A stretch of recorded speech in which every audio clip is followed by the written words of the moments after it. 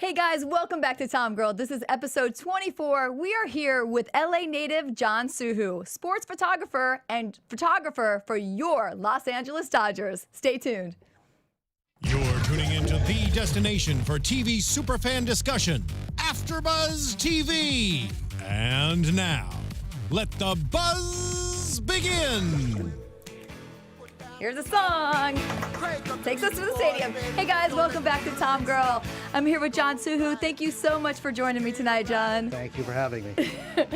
All right, so those of you who aren't familiar with his work, you are and you just don't know it because his photos are everywhere. I've been photographer for the LA Dodgers since 1988? 1985. 85, nice.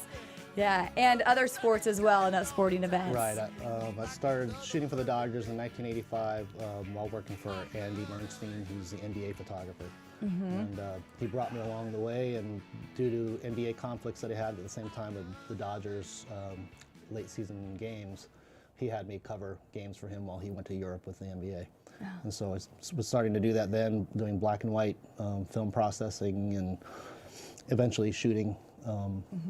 And here I am today. Yeah, years later. So you've been on a long, fun ride with this team, huh? It's been a long ride. Yeah. It's been a lot. It's been a lot of fun. It's been a very lifelong journey, actually. Yeah, that's great. Well, it's great that looking back as I'm getting ready for you tonight, just chronicling all the pictures and all the years of memories and great moments that you've had, you know, with this franchise. They're just amazing. Oh, I'm glad you're able to chronicle, but there's still so many more that are in the film mode because it's never been digitized because, well, we just haven't a chance to get around to it. And plus, you know, during those times, we had the LA Raiders playing, we had LA Rams playing, we had Clippers, Lakers, we had everything going on in LA, and you know, we're shooting these things on film. And as far as getting them to a form where it'd be easily accessible, like it is now for digital, it was a little harder for back then, just to just get an image out on an 8x10 print to turn into whether it be in the newspaper or whatever on the program. It's a little different than today where everything is so immediate. Yeah. So do you still have some of that? Oh, yeah. There's film of, I have color slide of everything, basketball, you know, baseball, football. I'm a USC graduate, so I have football photos back from them, back in you know, mid-'80s and all the way to today. But my digital library didn't really begin until 2002. Okay. So everything from 1980, whatever, when I was in school at USC to 2001-ish are all on film somewhere. So maybe later when you retire, some more of that stuff will be dug through. It's funny because nowadays everything is kept, but back in the day, I mean, you just kept what was sharp. I mean, you had to manually focus back in the day. You had to manually expose. You know, there was not like an auto exposure. You were pretty much just manually setting everything yourself, and so there are far less images because not everything's in focus, not everything is composed properly. Nowadays, you just keep everything, and you know, eventually you'll hit the delete button if you ever get a chance to go back looking at it. But it's so overwhelming how many images are made per game that are just crap. Yeah, I bet. All right, well, we pulled a bunch of your shots to show tonight for everybody too. Let's start out though. First, before we dive in, I want to get people to know a little more about you too, just in getting your start and how you got into this profession. So, as a kid, were you always interested in photography? No, not even close. I had an 8th grade black and white class in middle school, and it was through Mr. Jurgens, I believe his name was. And that was my only exposure to any kind of photography in any way, shape, or form. My dad and my uncle ended up taking photos during family parties, and then I ended up doing that as I got older. But during high school, there wasn't a photography class at where I went to high school, which was LA Marshall. And then when I went to USC, there wasn't really a photo major at USC. There was a photo classes in the fine art department, and there was a photo class in the cinema department, both of which I did not plan on pursuing. I ended up going to the Daily Trojan and being an intern there as a freshman, doing all the grunt work, black and white printing. And along the way, I met a couple photographers, Alvin Chung, and who said, hey, let's just go shoot some games here and there. We'll get a credential through Sports Information Department. And so we started shooting USC women's basketball first. And my goal was eventually to get down and shoot USC football games, because all my life I had been a USC football fan. My mom and dad took me to games. All my youth was going to these games on Saturdays and hanging out with the band as they walked through by the peristyle land. It was it was a very magical time, and we were actually pretty good back then when I was growing up. And so I'd always told my mom and dad, I said, well, how do you get down there? They're so crowded up here in the seats. It'd be nice just to be down there. It was less crowded. And so who knew that, back in 81-ish when I started working for the school paper, that, eventually I'd start doing it all the time. And so I'm there at USC games as much as I am, Dodger games. It's kind of like where my start was.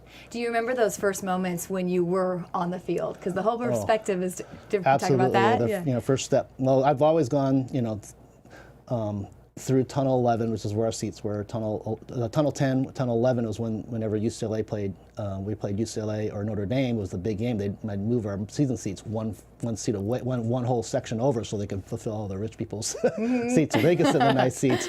But I always remember walking through the tunnel and thinking, I want to eventually go down through the big tunnel. That'd be really cool. Until that first game when I actually was able to just walk down onto the sidelines all the way down to the bottom.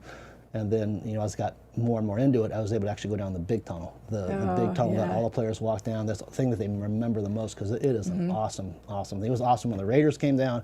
It was awesome when the SC comes down. It's awesome when the Rams come down. It's just such a very, it's spectacular how it's such a cool thing. Yeah, and how about also those night games where you're on the field with the lights and things as well? That's gotten better, because back in the day there was like hardly a light bulb there. Now they have these there's all kind of beautiful lights now. Oh, there's only one bathroom down on the field for Raider and SC games. Back in by the Olympic time, there was only one bathroom for men and women to use. So there's a long line of Raiderettes. There's photographers, there were officials. Everybody was waiting in line to get in that bathroom. And it was just sad back in the day. But they brought on the more modern facilities, so now at least they have a men and women especially separate rooms. Yeah, one would be tough. Exactly. Yeah, it was. So when did you decide that? That's when you kind of decided you for sure you wanted to make a career out of it, and you were going to just go for it. I was a gerontology major at USC. I'm not really the most book smart person out there, and I'll be the first to admit it. It was a very big struggle to get through biology and chemistry and all those classes, and so. There's no way I was going to be a doctor, and sorry to my mom and dad that was what they had hoped for, but that wasn't happening in this life. But through gerontology, it was a very common sense dealing with people that just happen to be elderly, and so it just dealt with every aspect of the aging process. And so when I was at school, I was going to eventually think about being being in administration in some way, shape, or form.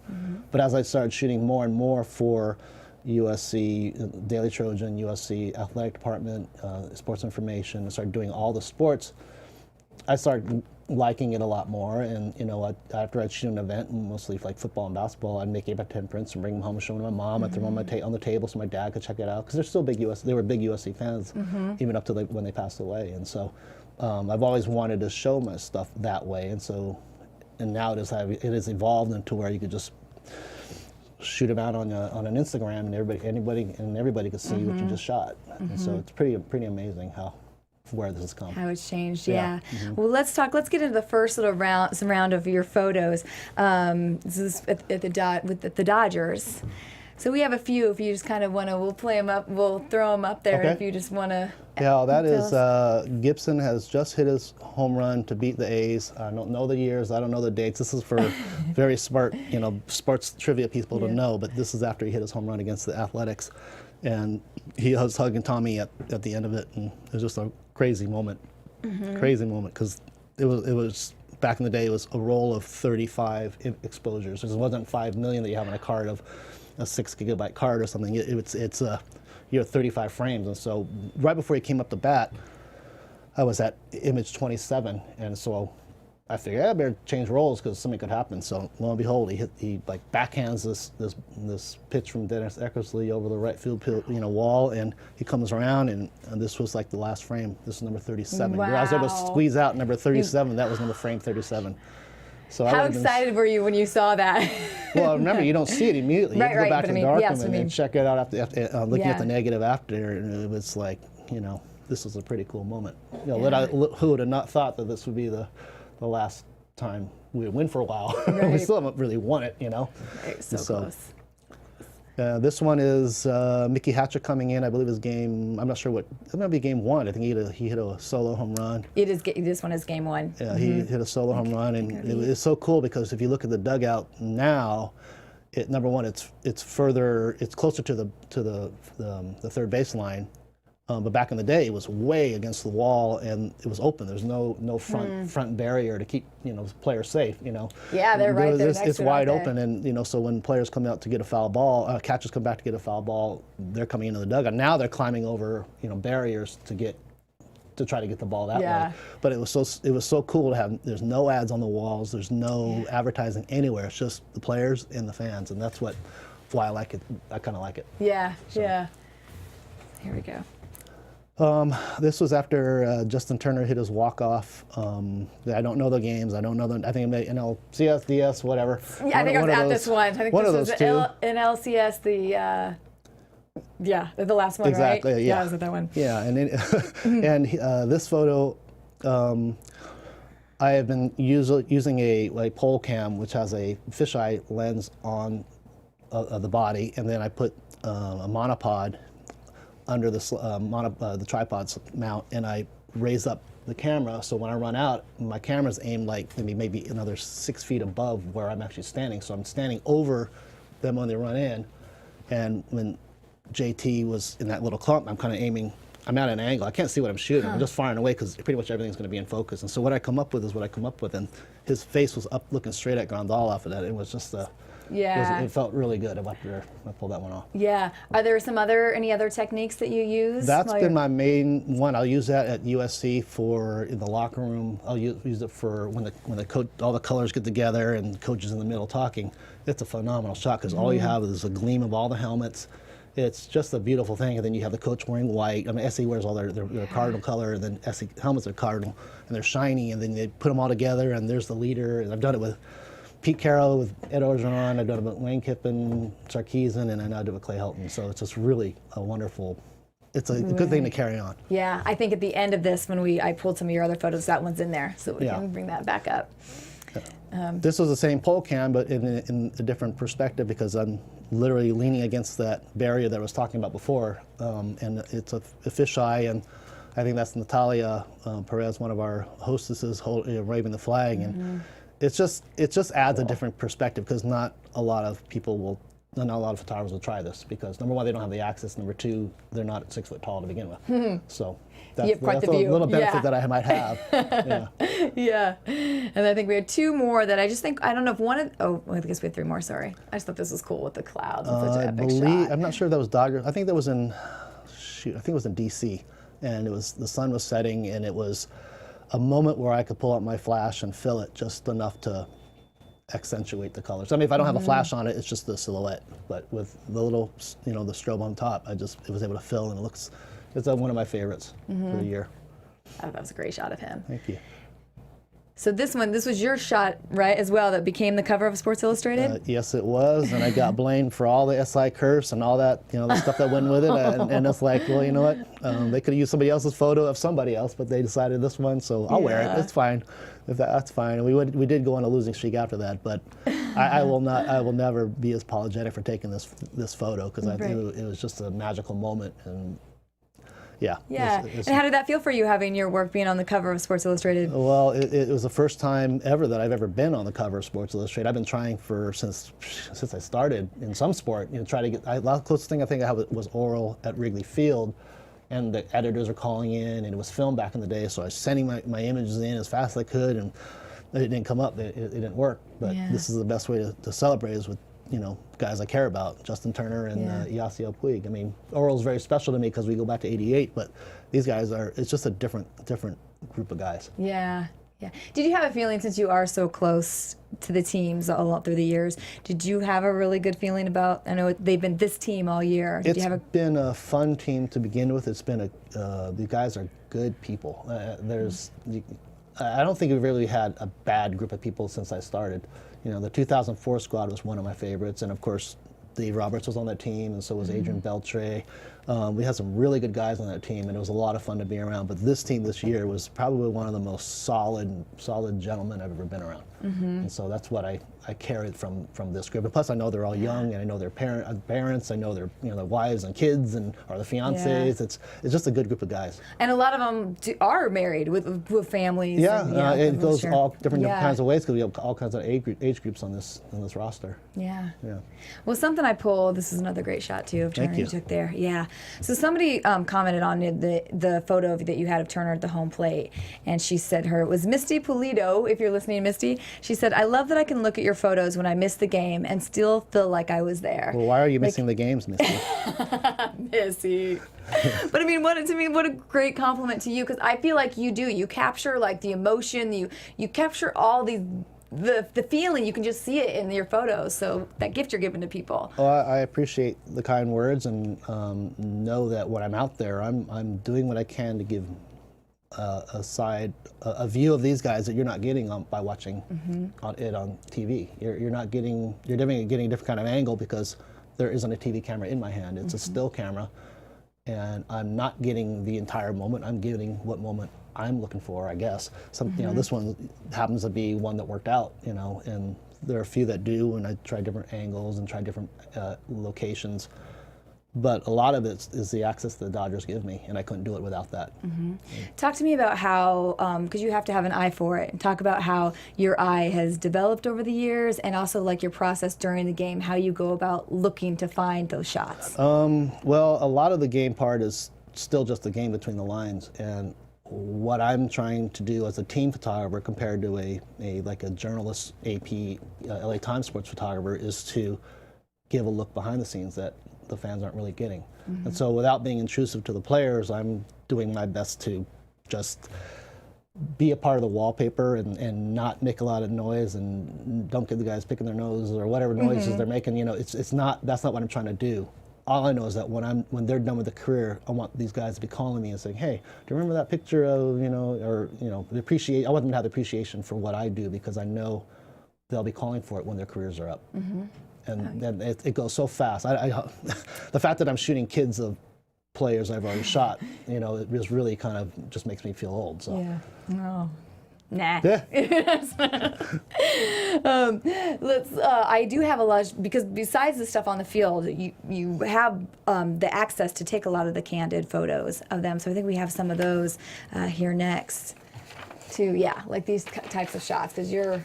Well, I mean, I do these things very cautiously and very. I'm not looking to exploit the guys. I'm just trying to give a perspective that maybe his mom's gonna want that on her wall someday. That's my mentality when I'm doing this. I'm not looking to embarrass them. I'm not looking to get them in a funny moment. Although sometimes they give me funny moments on purpose, or they give me a couple birds here and there. But it's nothing that's anger filled, and they can trust me that it's not going to be abused. I don't have a motor drive going crazy. It's usually I shoot with my Leica, and it's just a little quiet, very quiet. And sometimes they don't know I'm doing it. And it's just a matter of what I feel comfortable doing without intruding on their privacy. Because these are private moments. You're not going to see, I've been blessed to have, starting with Tommy, who gave me the most grief out of anybody, because that was just the beginning of, my career, and kind of, because in the old school days, it was like, get the hell out of here. You have no business being here, blah, blah, blah. Well, it's gotten better, different, and more accepting as even Davey Johnson and, Jim Tracy and all the managers that came since, they've gotten to know me enough that they trust me. And Dave Roberts was a player in 2004, so he knows I'm all about the family of the Dodger players, and there's nothing I'm going to photograph that's not cool. Right. And so every moment you're seeing is, getting a little behind the scenes stuff that you're not going to get from a newspaper or a wire photographer. Yeah. Like I like this one too, where the guy's just walking. Oh, well, it's so funny, because right to my right is the little urinal of Wrigley Field. That is what the guys use. I mean, it looks larger than it really is. There's probably maybe 5 feet of width between those two walls, because there's no room, and it's such an old facility. But this moment is during the game. I think Kike just hit his second home run or third home run or something to that effect during this game against the Cubs, and it's just a moment that wasn't going to pass up on. And so I'm very happy with that photo. Yeah. And then keep going to the next one. We'll just walk through these as well, because like you also do aerial shots. Well, I get aerials when I'm allowed, and I get in a helicopter or blimp. Okay. And this one was courtesy of Larry Welk. He was the owner of the helicopter company, and that's who we rented the time from. And this was over Dodger Stadium at I believe it was a 6 o'clock game, and Stan Kasten, our president, had sent me an email saying, "Hey, we need to get an updated photo of Dodger Stadium with the parking lot full and the new design of the landscape that Janet Marie Smith had done." And so I did a few laps around Dodger Stadium, taking off from the City Bank building on Sunset and like near Alvarado-ish. There's that big tall bank building. That's where I took off out of. They picked me up over there, and they flew me around like 3 times, and it was great at sunset. It was beautiful. Yeah. So, yes. I love that shot. Thank you. Yeah, and you even catch the moments like Kershaw here with his daughter. It's funny how it's just part of the day, and so Yeah. this is part of his workout. This is part of, he just came down and he just sat down in Alex Torres' office, who's our clubhouse manager. This is his office, and he has a couch there. So it was a moment, and I could pass it up. And so I wasn't, I wasn't using my big heavy cameras that I use for the games. I was using my behind the scenes camera, and it was just a very solid moment. So how is your day when you're just is this on the road or here? It's with at Dodger them? Stadium. At Dodger Stadium. What is your day like? My day is like I'll go down, I'll get to the stadium about 2 o'clock or so, 1 or 2 o'clock. If there hasn't been a game before, I'll get there about 1 or 2ish. And then I'll head down to the downstairs to the clubhouse about 2:30, 3 o'clock-ish. So I'm there for batting practice. But beforehand, I'm just kind of like hanging around, just like everybody else is there, and getting some in the food room, and just talking to players, talking to staff, and just getting ready for the day. And it's the best part about baseball is those hours before batting practice starts, because it's just calm and quiet. It's just you can just unwind and do whatever you need. Yeah. You can just sit in the stands if you want, just do nothing. But most of the time, if something's going on, I'm going to be, if there's something to get, I'm going to probably pull my camera out for it. So. And you travel with them as well, correct? So This was on a train from, I can't remember where we're going. It was the end of the year, so it was D.C. to Philly, I think it was. I'm not sure, but it was on a train ride. And it was Kenley and his son Caden, and it was just a magical moment, because it's just something that I know that will be on an album somewhere in their household. yeah. If I can make yeah. mantles in all the players' houses that I've shot over the 33 years, then I feel like I've done a good job. Yeah, And yeah. I think this will be on some part of their household. Oh, for sure. I mean, and the son is going to love that as he gets older and older. I hope always so. have that memory. Yeah, for sure. All right. Yeah, we can roll through a few of these. I just think they're nice to show, just all these intimate, quiet moments you were talking about. This one I love, just the guys hanging this one out. it was one of my favorites also, because it was I think it's called U.S. Cellular at White Sox, where the White Sox play. This was during a rain delay, and the guy just went and sat down and they just started to have a little powwow. Not even a powwow, they were just sitting down relaxing, and so I invaded their time and invaded their space and got this shot, and I know they love it. Yeah. Huggy moment. Kike is the hugger, and that's Scott Van Slyke. Melissa and Roberts here. Yep. Okay. Yep. And then we have Ether. No, that's Adrian. Yep. I think that's Adrian. Yeah. It's just in the tunnel that leads up into the club, into the dugout.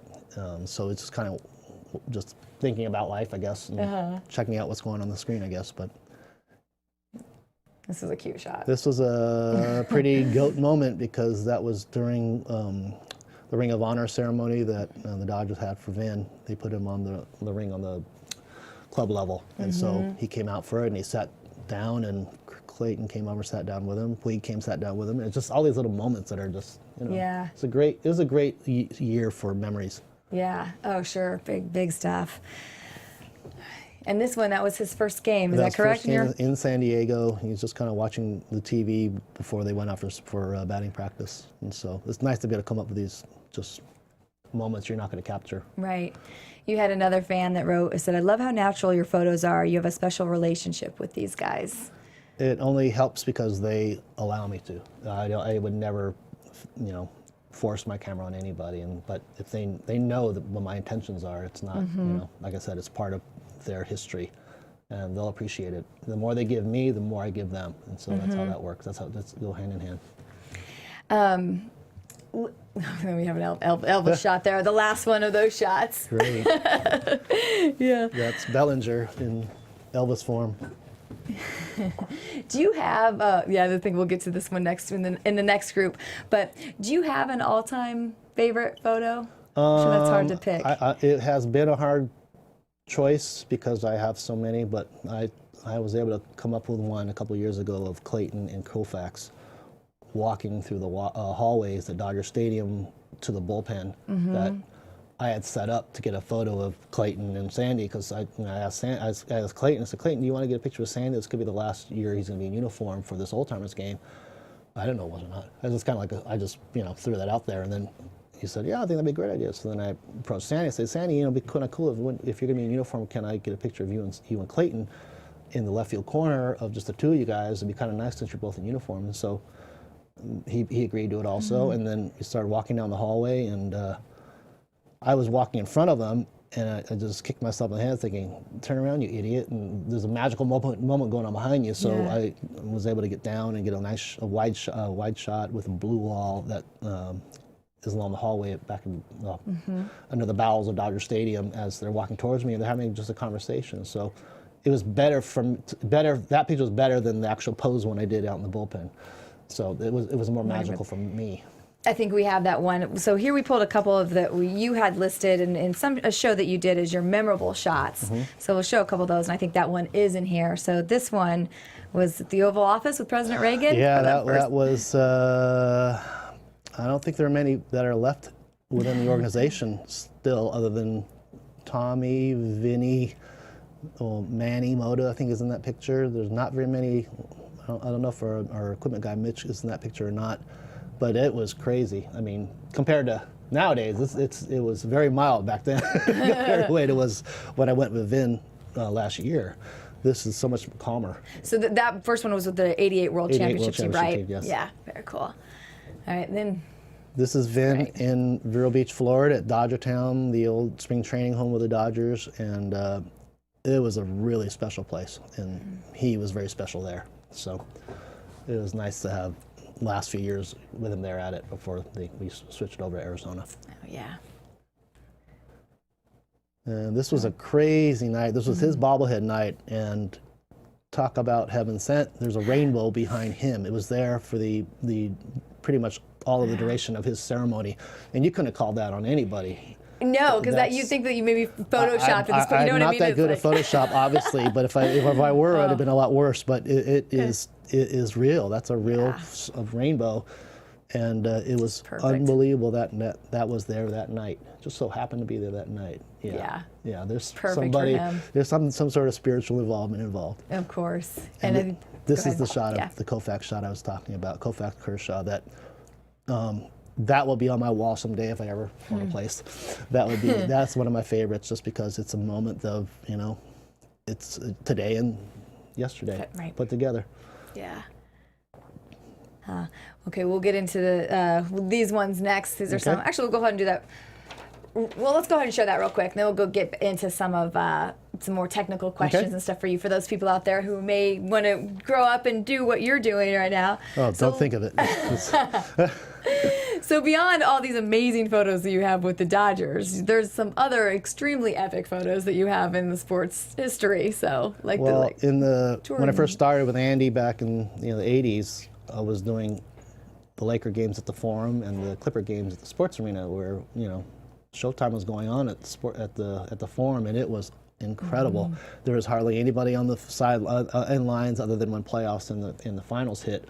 But during the rest of the time, it's just NBA on the basketball court. Now I can't even get on the floor. I have to shoot overhead from mid-court, which is fine because I don't like sitting on my cross-legged anyway, because it gives you back trouble. It would give me back trouble, but it was, back in the day, everything was a little more wide open, a little more relaxed. You still got security here and there giving you kind of grief once in a while, but once you got to know everybody in all these buildings, it was easy to shoot. And so photographing Magic Johnson and Michael Jordan and Bird and all these great NBA eras, and now Magic's my boss at the Dodgers. Yeah. It's just such a perfect circle to go back into, you know. Yeah, yeah. And even a lot of football ones too. So we had Brett, a great photo of Favre there too. I think you just showed, but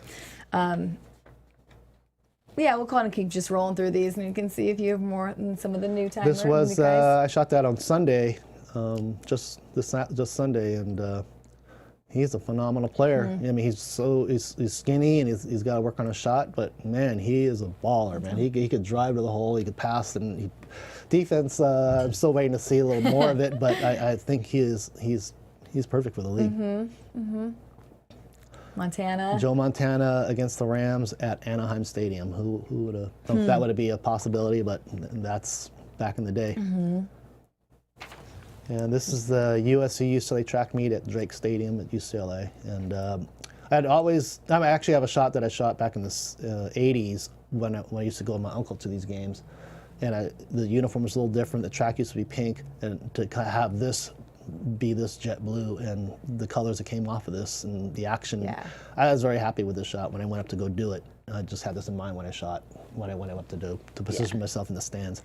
Well, in that moment too, you're perfect with all their heads down like that. And if you look at the shadows, you look at all different shapes in the shadows. Yeah. It's just kind of a trip. Yeah, it's very cool.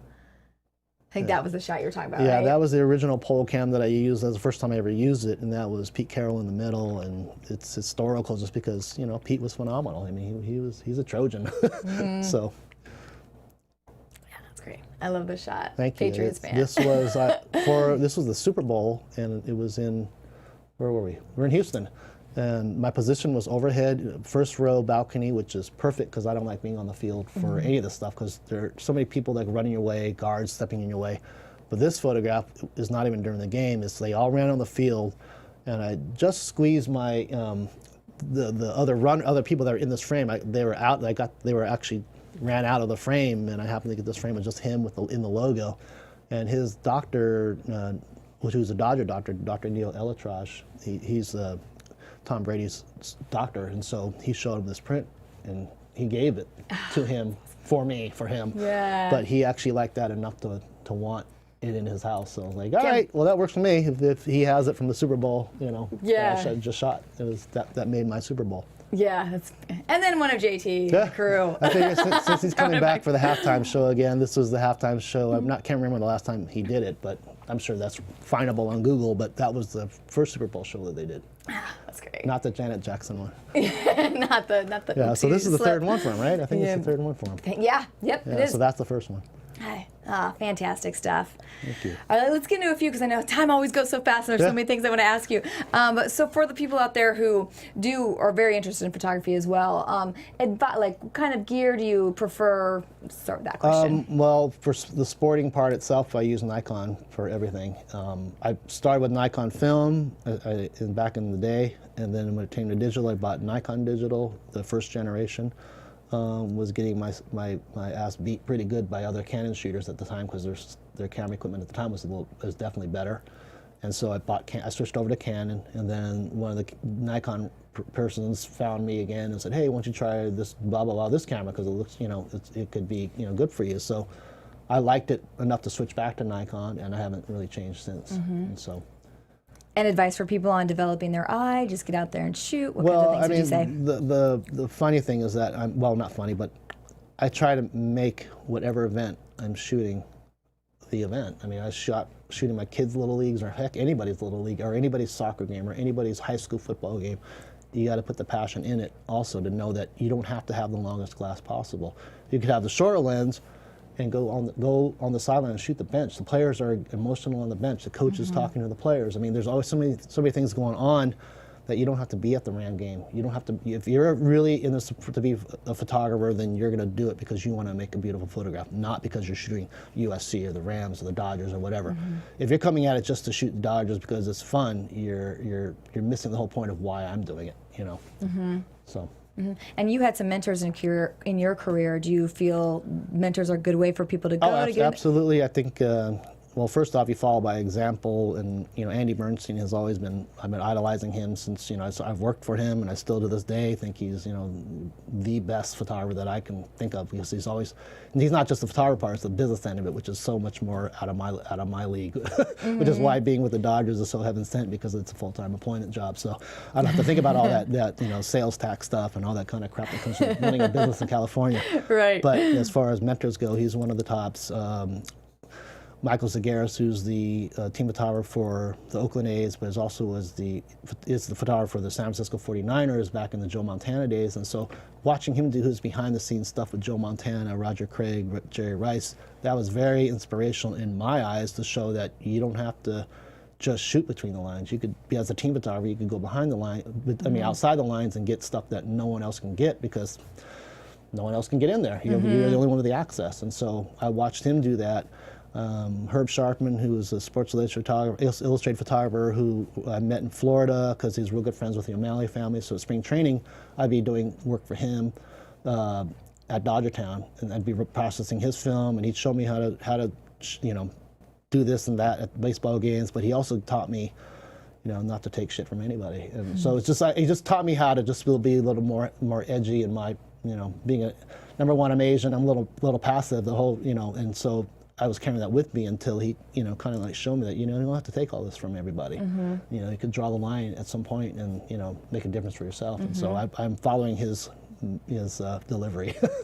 So. Yeah, which has then also given you the respect of I everybody. I hope it's earned because I'm a good person, not because I'm forcing myself on anybody, because I wouldn't want anybody to do that on me. So certainly I don't want to be thinking like I'm doing it to anybody else. So yeah, no, I will say when I worked for Dodger Vision, you were like the nicest guy around that thank stadium. You. I wanted to kick your ass for getting in my way when you got my pictures, but it's okay. I was just kidding. When I had the camera. Yeah, exactly. But it ain't nothing like it back in the day. Now there's so many people on the field now for pregame. It's not even funny. It's like it's a production. So it really is. It's production. Yeah. So. Yeah. Talk a little bit about that. How the game has shifted from the whole genre.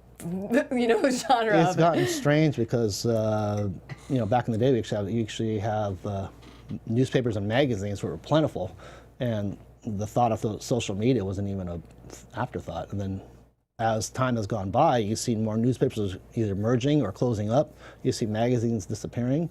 And so all those writers are giving grief to bloggers or social media people. Now they're becoming that. They're becoming their own social media. They're doing their own videos on their own phones of themselves, doing this and that, something they would have never thought about.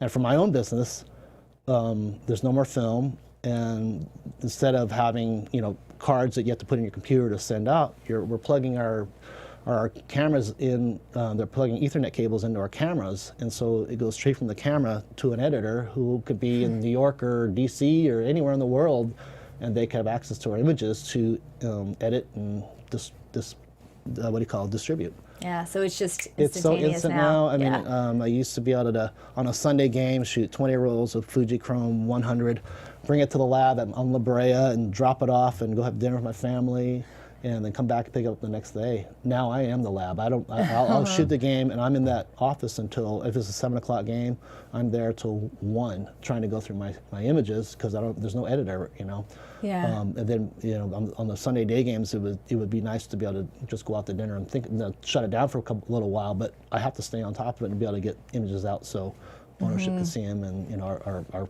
fans can see it. So, as you said lately, with how the World Series and all, you've been on quite a long ride of work here. It's never been exhausting. It feels good the next day to be able to just sleep until 10 o'clock would be nice, But to know that this is such a meaningful event, not to miss anything, not to screw anything up, not to be out of focus on things, not to miss Tommy shaking hands with somebody or Magic shaking hands with Kareem. That was one of my favorite photos actually from the series, was Magic and Kareem. As Kareem was done waving the flag, he came off and kind of like punched Magic in the chest, and kind of like, you could tell he was fired up about Game 6. Yeah. And hopefully that photograph showed it. But that was like one of my favorites because that just brought back old times. So when I shot them when they were playing, and there are a lot of good thoughts coming out of this, because and we didn't make it all the way this year, but Dave Roberts knows what he's doing, and I have this team is really cool to be around. I'm looking forward to what we can do next year. Yeah, me too. Me too. And you've had a lot, because they've done well, you've had a lot of locker room celebration moments as well too. Talk about being in the middle of those. It's been a learning experience because, number one, English champagne ruins camera equipment, so you have to be, I'm very aware of that, and so I plastic my camera. I have one camera that's my on-field for game activity and for, post stuff after on the field. And then when we come back inside, I have a wrapped-up camera ready to go. So I go into the clubhouse ready to shoot with that camera, but it's protected by. But I mean, there's never enough protection because it always seeps through. The champagne burns and hits your eyes. Goggles don't help, especially when you're trying to aim. So as soon as it hits your eyes, I'm done. I mean, I have to wipe off and regroup. But it's nice to have enough experience doing this when we had like 3 or 4 of them this year. So it was really an experience. It would have been nice to have that last one. But it is what it is, and we've only gotten better over the years. We haven't gotten worse. Yeah. So hopefully we maintain that. So. Yeah, let's hope so. All right, real quick, we'll come back to you. I want to do, each week here we do the TomGirl of the Week. So today I want to go ahead and nominate the TomGirl of the Week. So I think we have, I'm sorry, we'll come back to those photos. Sorry, I threw that one out at you there, Anthony. So this is Shalane Flanagan. So she is the first American woman since 1977 to win the New York City Marathon. She had never won a race that length. She'd actually had to drop out of the Boston Marathon. And she's 36 years old, and she has dreamed about this since she was just a little girl. So just a great example of setting a dream when you're a kid and going for it and never giving up, having setbacks, and letting your heart and determination just make your dreams come true. So she is our TomGirl of the Week this week. All right, so back to you, Jon. We flashed through it real quick. Sorry, Anthony. Can we run back to those photos? 30. Yeah. So just some great photos of you doing what you do in the stadium, and I think we have some people who you've been with. I love that. That's the old Dodger Vision boards up there. Yeah, that was actually just last year. Oh, that's not old anymore. Now this is current. That was shot by Hans Gutnick of the LA Daily News. No, they remade those boards to be that way. My bad, Dodger Vision. Dodger Vision will get rid of me. Throwing out the first pitch. Yeah, that was a real special day because my entire family was there. My mom and dad were, both still alive, and so it was a wonderful. That was my 25th anniversary. It was just a very 25th anniversary with the team, and it was quite a moment for me. Yeah, it's wonderful. And then finals here. This is 1985. There's Alan Zanger with UPI, who I shoot now for. Actually, I still shoot for them for all the sports that I shoot: Super Bowls, basketball, and football. But that was when he was allowed to actually sit at half court to shoot from there. I was still on the end line, but I just wanted to get into this picture for one. And it was quite a moment because that was my first finals. Mm-hmm. Yeah, those are a couple of my favorites. Joe Torres, awesome. Mm-hmm. And that was in the booth when they both came up, and it was or actually when I came up with Sandy, it was really, it was special. Yeah. That was when I was a junior in high school. I just got done with wooden camp at Cal Lutheran. They taught me quite a lot that year. Yeah. I learned my elbows, my skills, and I realized that it's a team game, and fundamentally, it wasn't that bad. I still don't think I'm that bad. Yeah. And you're still playing basketball. You said 2 nights a week. Yeah, exactly. If I can go 3, I will. But the employees are so young at Dodger Stadium, it's just hard to keep up with them at 55. So. Hey, well, you're out there doing it. Yeah, I'm doing what I can. That's awesome. All right, so let's talk about to wrap up everything here tonight. Do you have any bucket list events that you want to shoot or shots that you want to get? I think one of the events I'd like to shoot at some point will be the Indy 500. I've done pretty much every kind of sporting event that I've wanted to do. That is right now probably the bucket list, the thing I would like to do. I do Super Bowls, and I'll do finals, NBA finals once in a while, or if the Lakers are ever in it again. But there's nothing sport-wise that I would really want to do. Any places or anything no, right now. No, I think I'm pretty fulfilled. I mean, going to the White House with Vin in the Obama era was phenomenal. That was probably one of the most exciting things I've ever done. The shuttle launch was another phenomenal event. But yeah, it's been a wonderful life. Yeah, you've been at some pretty epic moments. Hopefully they'll be events. remembered in photos, and not because of my Yeah. words, but because of my images. Yeah. So, and we started to talk about this before the show, but coffee table book ever? Will we be able to see anything like that, or? I have no plans of doing anything like that. If Lon Rosen with the Dodgers is going to put something together, that'd be for him to do, because Dodgers own all the rights to a lot of images I take Dodger wise, and the other stuff I shoot, at some point. Once I'm dead, my kids can figure that out.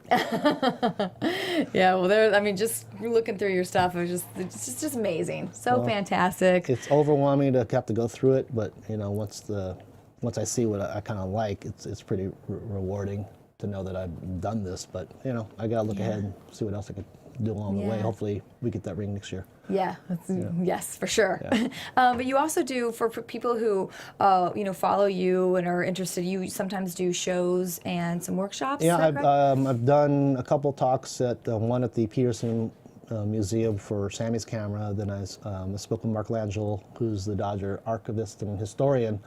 And I've done all of them with him because he's such a good Dodger person. He knows all the stuff that I don't know about Dodgers. He knows, and he can fill in all the information of what I shot, because I don't remember it. Well, that's a lot to keep track It of. really is. And, Years in he detail. could pull out stuff from Yeah. the 40s, and I wasn't around for that. I don't remember what I shot last week, let alone what happened back in the 40s that he knows. So. Yeah. But I'll do whenever, educational. I've done spoke to USC, Belmont High School, Marshall High School, and all the local ones that are by me.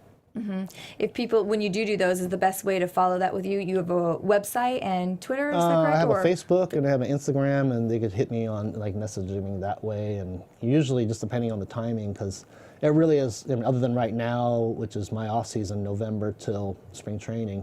Between it, I'm trying to do Lakers, Clippers, Kings, Lakers, Clippers, Rams, and USC. I'm trying to do all that between now until spring training. And so it really needs to fit in nicely, and it has to be worth doing. Yeah, So. sure. Yeah. As we'll tell everybody your Facebook page, just your name, or tell your handles. It's hard. I know my Instagram is jon.soohoo, SOOHOO. My Facebook is, I'm at 5,000 already. I don't know if I can take any more. And I don't know I can't even send anybody to it. So that's where I'm at with Facebook. And then I don't really know my Twitter, but I'm sure my Twitter's out there. That's how good I am with the social media stuff.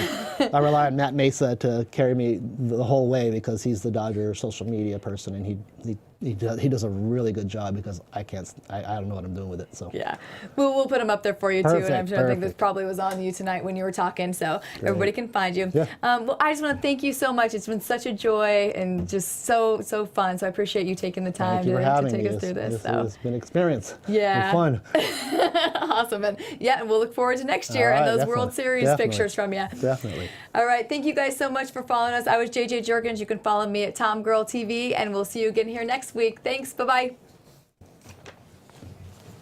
From executive producers Maria Menounos, Kevin Undergaro, Phil Svitek, and the entire AfterBuzz TV staff, we would like to thank you for listening to the AfterBuzz TV network.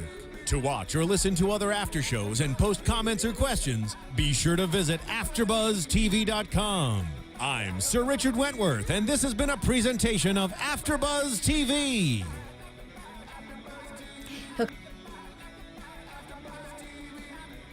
views expressed herein are those of the hosts only and do not necessarily reflect the views of AfterBuzz TV or its owners or principals.